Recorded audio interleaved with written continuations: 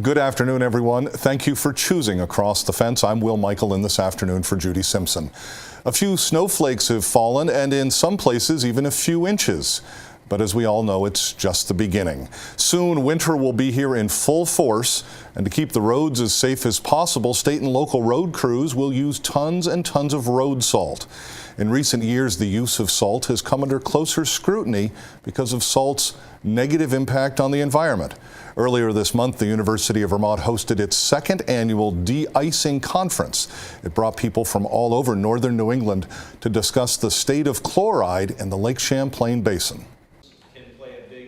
Today was the second annual Lake Champlain Watershed De-icing Conference. It is a mixture of municipal staff who work for the public works departments and the stormwater departments, as well as private contractors, and we also had university representation from a couple different universities today. So what we're finding around the area, New England and beyond, is that water quality is getting contaminated with chlorides. And once chlorides are in the water, then it puts the aquatic life at risk. And at low levels of chloride, there's risks to reproduction. And at higher levels of chloride, then it could actually mean death to certain aquatic organisms, or all of them if there's enough salt in the water. I was asked to come up. We've been doing a lot of work on the I-90 three-quarter in southern part of the state relative to the expansion of the highway. And because of some chloride-impaired waterways that were in that area, we've been required to reduce the salt usage in that area.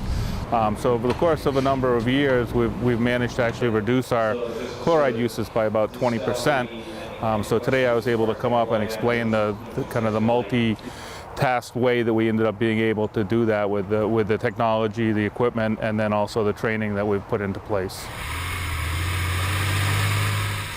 Winter maintenance is kind of a three-legged stool, as I try to describe it. And the three legs are safety, the environment, and financial. You can protect the environment by saying use no salt at all. That's going to help you financially as well, but it's not going to help you. It's not going to help you on the safety aspect to it. There's other de-icers that you can use that aren't chloride-based, so you're not going to affect safety. You're going to help the environment, but they're really expensive. So you know, there's a lot of different ways where you can make safety really good by just using way too many chlorides, but then that's going to bust the environment and it's going to bust your budget. So it's really a matter of balancing all three of those aspects to it and just putting the right amount of material in the right place at the right time. One of the first things that we talk about is measure. If you don't measure what you're doing now, you can't improve it because you can't see what there is to improve. And then I think the other major takeaway is prevention. We heard prevention talked about in a lot of different terms, particularly you know, the method of anti-icing, the use of brine. So this really is going to require an industry and industry professionals to, you know, become better educated, become educated on new techniques, become innovative, and then, you know, we have to stop resisting change in this case, because change is the answer, and we just have to allow it to happen. The results have been fairly compelling so far. So, you know, on the private side, in all of the properties that we've certified in the last season, we've seen some really interesting salt reduction by sometimes as much as 3 times the amount that would normally be applied. And from a cost standpoint, in some of the best cases, 50% cost reduction in salt use.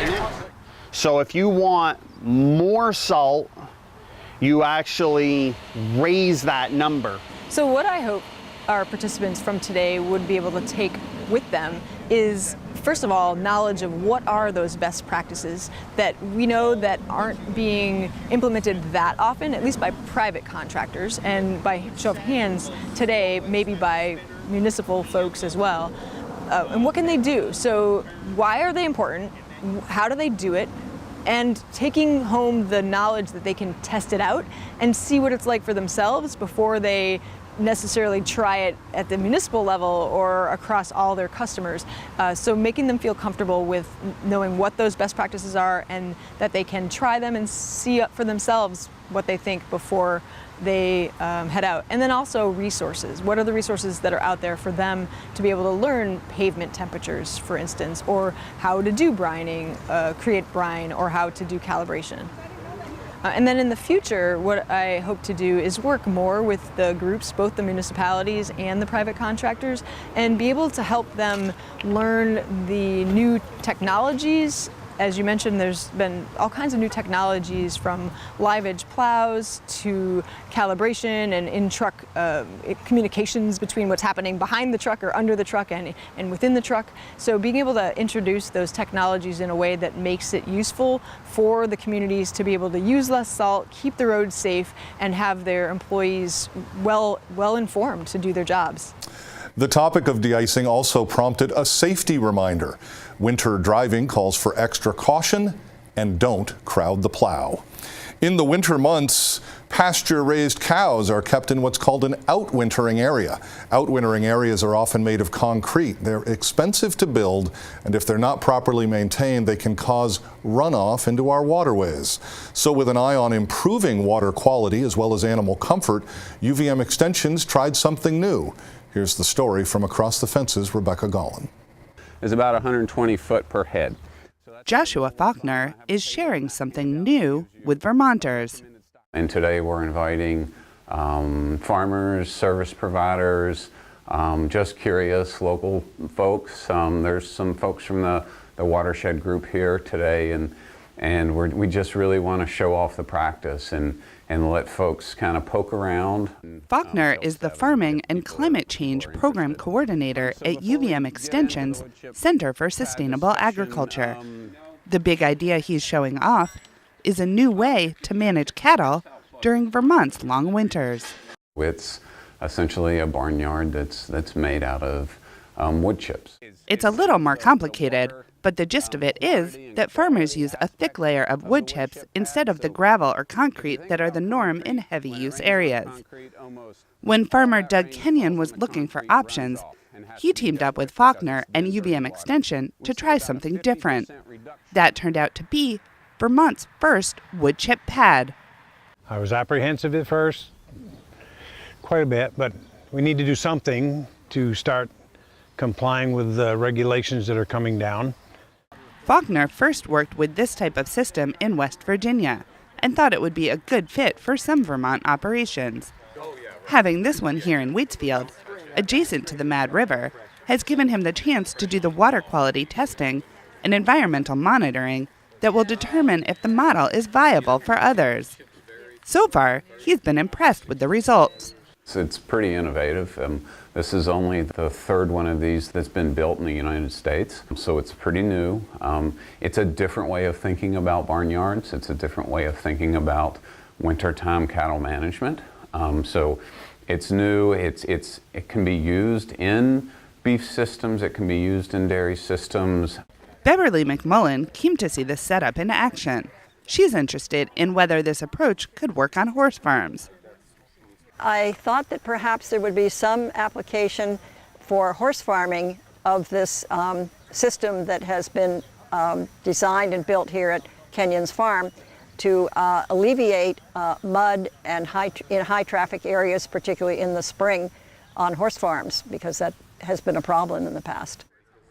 McMullen thinks the practice has potential, and as a member of the Vermont Horse Council, as well as the Vermont Farm Bureau, she plans to share the information with her networks.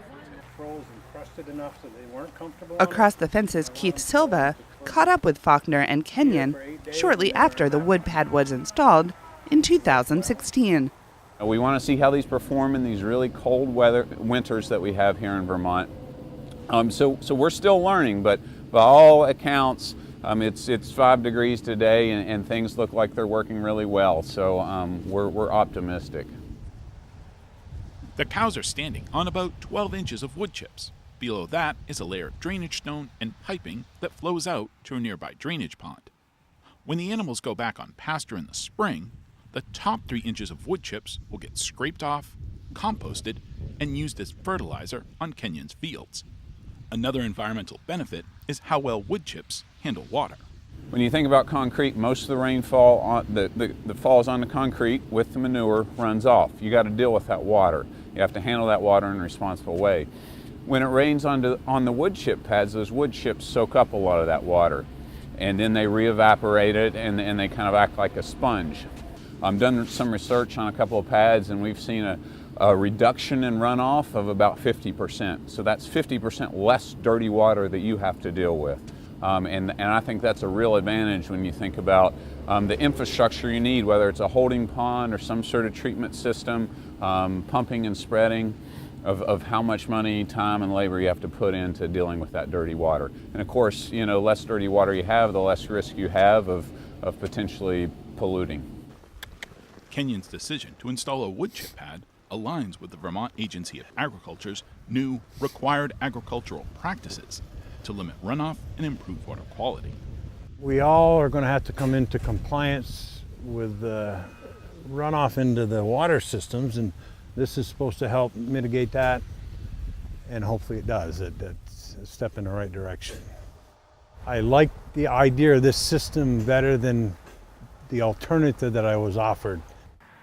Now that it's been close to a year, Kenyon has more to say. The cows are more comfortable.